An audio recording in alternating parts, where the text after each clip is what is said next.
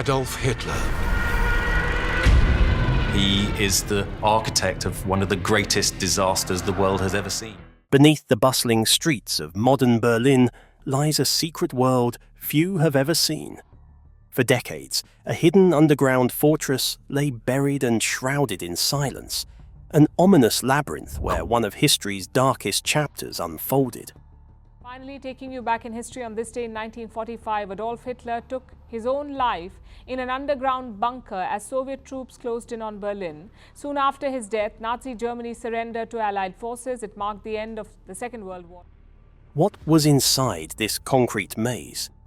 The shocking truth uncovered inside will challenge everything you thought you knew.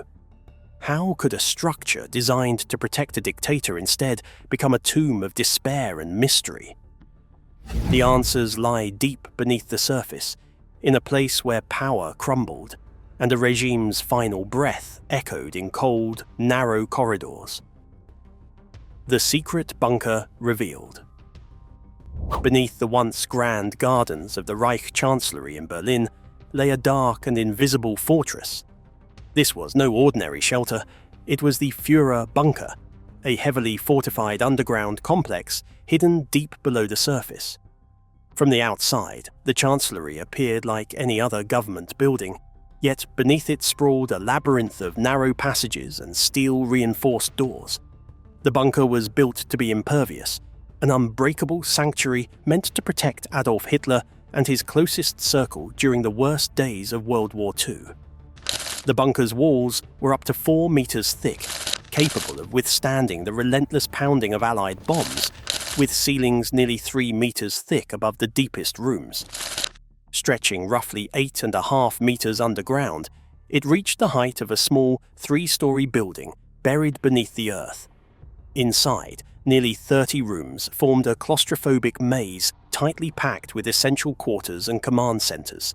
Its design reflected not only a need for physical protection, but also a psychological fortress, cold, dimly lit, and stiflingly confined. When Soviet forces finally broke through Berlin, they uncovered this shadowy world, frozen in time and silence.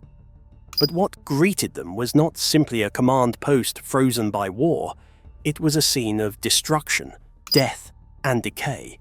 Charred remains scattered across shallow craters above the bunker left immediate questions. Was this truly the resting place of one of history's most infamous leaders? What dark secrets had been concealed in the bunker's depths during those final, desperate days? The answers, cloaked for decades in secrecy and misinformation, would redefine our understanding of Hitler's final moments. Soviet demolition activities quickly swallowed the ruins of the Reich Chancellery above. The remnants were blasted apart, but the underground fortress was hard and stood defiant to destruction for years. The fortress's entrances and the ventilation towers were blown up in an attempt to collapse some parts of it, but the very heart of the building was concealed beneath dirt, which was later covered by the city. This reluctance to get rid of the bunker completely appeared to be almost symbolic. One could say that it was the past that was not totally buried, a dark memory that was still haunting the city that was otherwise so eager to move on. There were still questions even decades after the war. Was it Adolf Hitler who died in this underground labyrinth, or was it the site of a more complicated trick? The Soviet disinformation campaigns and the conflicting reports served only to heighten the mystery. There were whispered speculations that the dictator might have gotten away, which was why the world had to regard what was left of the bunker as hiding nothing. The reality was inaccessible, confined within the bunker's walls, amongst burned debris and in the pieces of memories that were forgotten. The story of its construction and evolution reveals much about the desperation that gripped Nazi Germany as the war turned against it.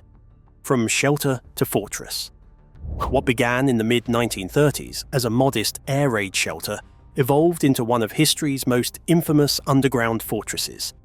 The original structure, known as the Vorbunker or Forward Bunker, was built in 1936 beneath the Reich Chancellery. Its purpose was straightforward: provide a safe haven for staff during bombing raids. Compact and functional, it was a far cry from the concrete labyrinth that would emerge years later. As World War II escalated and Allied air raids intensified, Berlin became a prime target. Paranoia grew within the Nazi leadership, fueling a pressing need to improve their defences. By 1943, orders were issued to expand the underground shelter into something far more imposing, a fortress capable of withstanding relentless bombing and housing the entire command structure of the regime. This expansion culminated in the completion of the Führer bunker in 1944. This new bunker was nothing like its humble predecessor. Built directly beneath the Chancellery's gardens, it stretched deeper and wider, with walls forged from reinforced concrete several meters thick. Heavy steel doors and bulkheads sealed off individual rooms, turning the structure into a sealed world below ground. Above, ventilation towers disguised themselves as ordinary garden features, masking the life-sustaining air system concealed within. The bunker was designed as a self-reliant area with a diesel generator for power and pumped water supply. The communications were carried out through an elaborate telephone switchboard and direct radio connections to the German front lines that were retreating. The people inside were in touch with the war efforts or with its desperate last orders regardless of the disorder above. The quarters of the Führer were simple but thoroughly organized. The narrow bed and bare furnishings were in the bedroom, while the study displayed a portrait of Frederick the Great, the tyrant's symbol of legacy he wanted to appropriate. Close by, the map room became the meeting point for military briefings, with an ever-increasing amount of grim charts and reports as the war went on. Eva Braun, the partner of Hitler, occupied a small neighbouring suite which was furnished with the items from the Chancellery that were moved down to the bunker to make the underground environment less severe. However, life was still very difficult and dark. The moisture-laden walls were very close, and the pumps were continuously fighting with the high water table of Berlin to keep the bunker dry. The air inside was concrete and diesel fume tainted. It was thick, stale, and lifeless. In January 1945, Hitler, who had always been a man of the surface, pulled back to the bunker as Soviet troops pressed the siege of Berlin. The next 105 days saw the bunker at the center of a decaying regime, where the issuing of commands was done without hope, and the outside world had been turned into ruins. Still, the bunker's layout, despite the increasing despair, signaled a resolve to hold the ground, to give orders, and to last. While the fortress walls kept the bombs at bay, the harsh realities inside the bunker's claustrophobic chambers told a far grimmer story. Life beneath Berlin. Life inside the Führer bunker was a strange mixture of routine, isolation, and suffocating tension. For Hitler and his closest allies, the bunker was both refuge and prison. The narrow corridors and windowless rooms created an oppressive environment where the noise of distant shelling was a constant reminder of the war closing in. The atmosphere was heavy, not just with the stale air, but with the weight of despair. Hitler maintained a rigid daily discipline. Each morning, he attended military briefing sessions in the map room, listening to increasingly hopeless reports from generals as Allied forces tightened their grip on Berlin. Meals were simple and shared in a small dining area, often accompanied by his secretaries and Eva Braun. These moments of normalcy offered brief reprieves, but could not mask the growing sense of doom. Occasionally, Hitler took walks above ground in the very gardens that concealed the bunker's entrances, accompanied by his German shepherd, Blondie. These walks were fleeting escapes from the underground world suffused with concrete and fear. Yet, as the Soviet bombardment intensified, these rare respites vanished, forcing the occupants deeper into their grim reality below.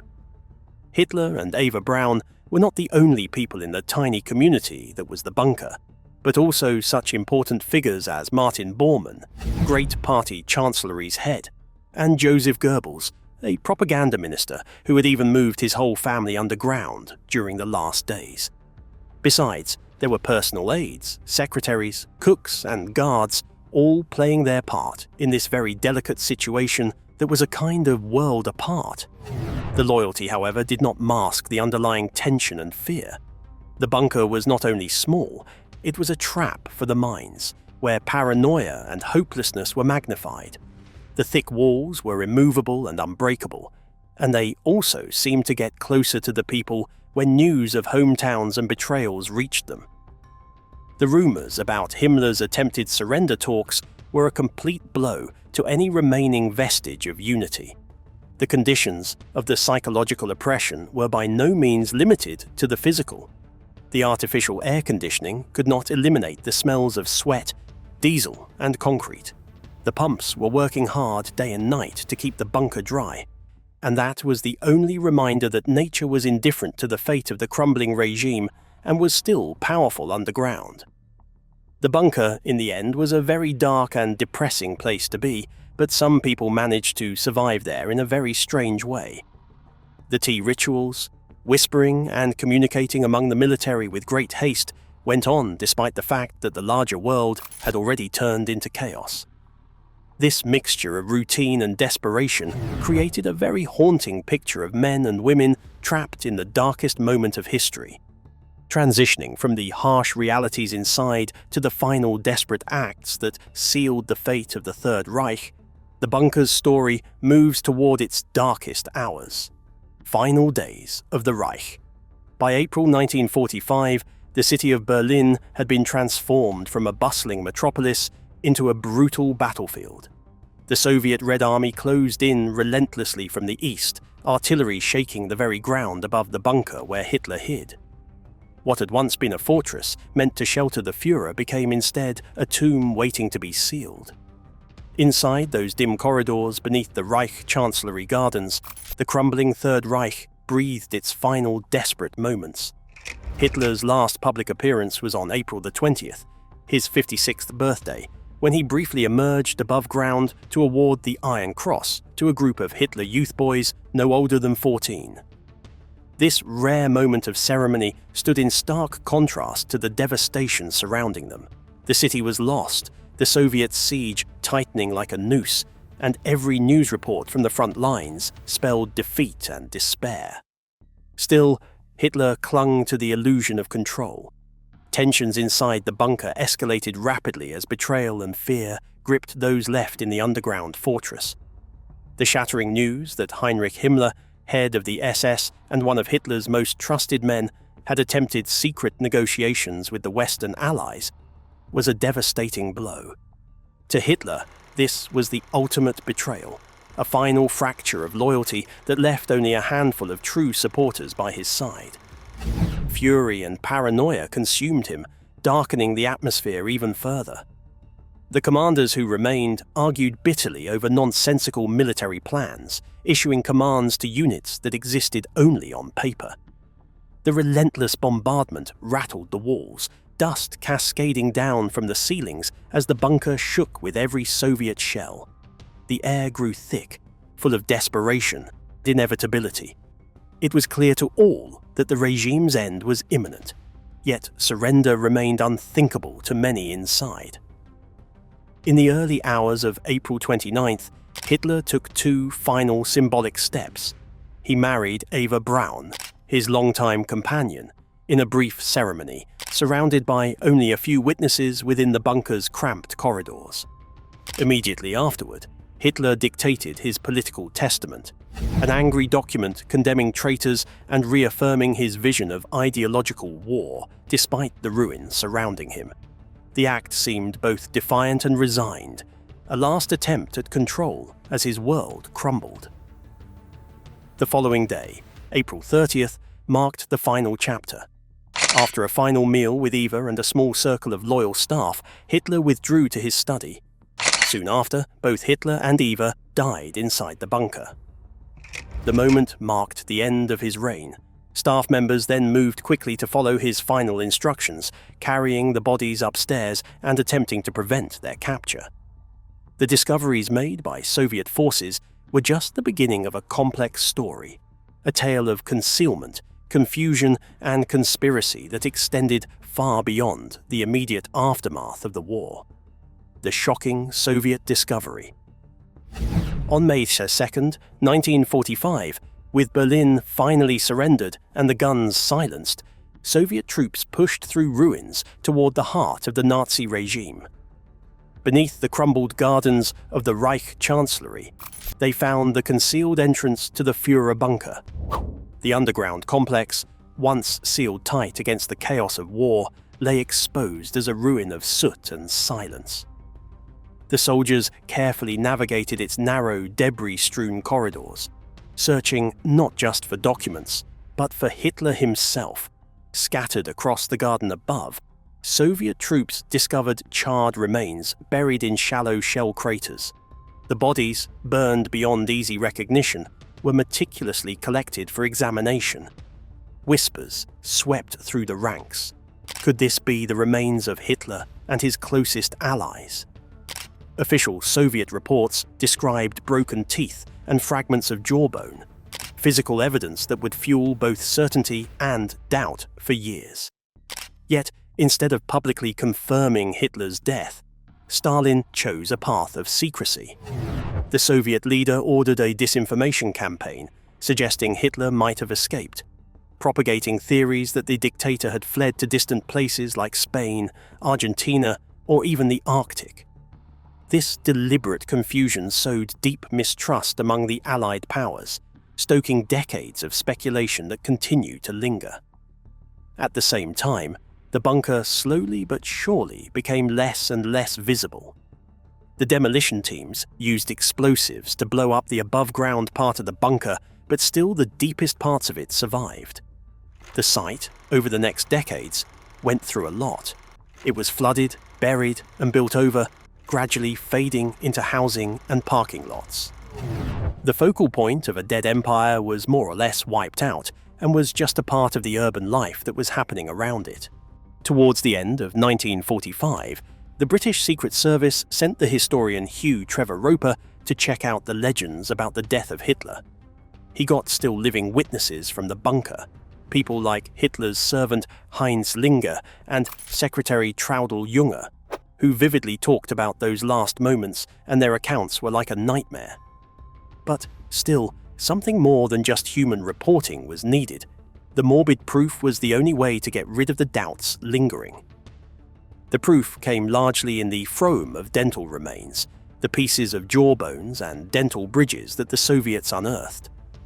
Initially, there was skepticism, and the access to the West was limited, but in the end, the dental work was identified as distinctly his by the dentist's helpers.